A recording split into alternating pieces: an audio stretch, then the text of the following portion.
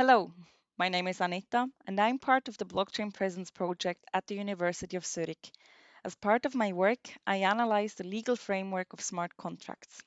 In the next few minutes, I would like to give you a quick and comprehensible overview about the current legal contractual challenges smart contract users and oracles face when using smart contracts. As the smart contract technology is very promising and therefore still very dynamic, this is just a general overview about the status quo.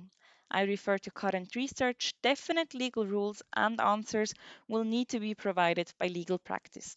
Specific cases need to be checked thoroughly, individually, and according to applicable law with legal experts.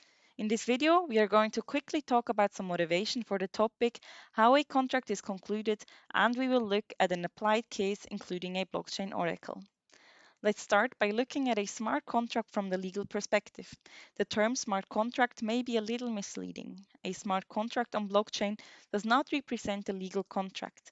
The smart contract itself only is an automated computer program, as long as we do not have the framework constituting a contractual relationship from a legal point of view.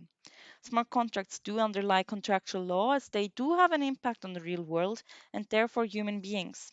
Also, code is not necessarily law, as law contains many things that code cannot perform due to its deterministic nature, and code may contain unlawful clauses.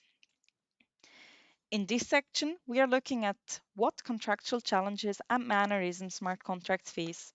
For a legal contract to arise, we need binding declarations of intent. In smart contracts, such declarations of intent are given by performance.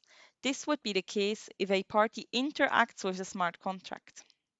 Also, for a legal contract to arise, we need to be able to identify the contractual parties that are involved in the legal contract containing the smart contract. We are looking at the case where a contract would be concluded on chain, where the parties' declarations of intent are transmitted electronically. Such a declaration of intent, therefore, performance can be declared by a human directly, for example, through a transaction directly triggered by an externally owned address. It could also be declared by a smart contract instructing another smart contract to send a transaction. This would be an automated declaration of intent, which is electronically generated. In this case, the performance and therefore the declaration of intent is accountable for the party triggering a smart contract to perform. Due to the deterministic nature of smart contract code, everything in the smart contract setting traces down to the act of a human or a group of humans. This simplifies identifying the party declaring intent in theory, but it is a challenge to trace and identify the involved humans, especially if a decentralized autonomous organization is involved, due to the anonymity we face on blockchain. If parties do not lay open their identities to one another, it is hard to enforce claims in the real world that may arise due to malicious execution or even fundamental different circumstances. Smart contract code is also a relevant topic when looking at whether or not a contract formed by interacting with a smart contract is legally binding. It has been argued whether the lack of understanding of code is a problem, as parties may plead a fundamental error in the forming of their declaration of intent as they do not understand the contract language. Anyway, researchers like Weber and Collards and Heckman argue that parties that use a smart contract agree with the fact that the smart contract code is purely the contract language, and therefore the contract would still be binding. This reasoning would not be applicable for cases where the outcome of the smart contract would differ from the expected outcome. One of the things we do love about smart contract is the fact that we can trust on the execution of the agreement without necessarily trusting each other due to the automated and irreversible execution of agreements. Therefore, smart contracts are particularly suitable for dealings with a low risk of malfunction, where subsequent claims are very rare, as such claims are hard to enforce due to the anonymity on blockchain. In order to make the topic more comprehensible, I introduce an example with a flight insurance company that insures its customer for a flight delay. This flight insurance uses a smart contract for the execution of the contract it holds with its customer. This smart contract has been deployed by its developer. The flight details tell whether a plane was late or not. In order to feed real world data into the smart contract, an oracle is needed. Let's look at the performance of the parties involved. The smart contract is initially deployed by a developer. This smart contract then is activated by the flight insurance by sending a transaction involving a crypto balance that is stored in the smart contract account.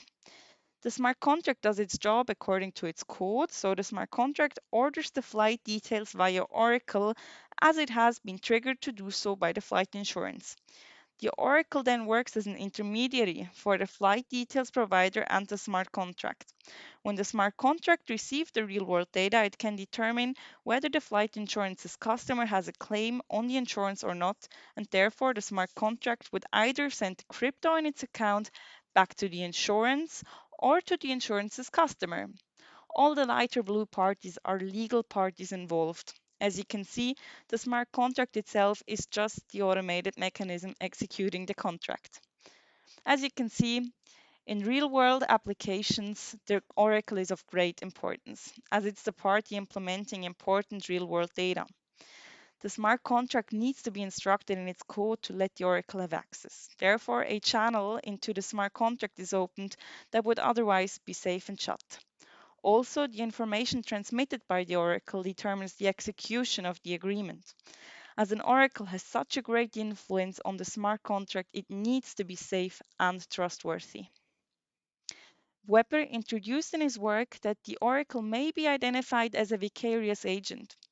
But as there have not been a lot of cases yet, we are all excited for legal practice giving the definite answers to these questions, especially as many more details can be of relevance looking at contractual relationships.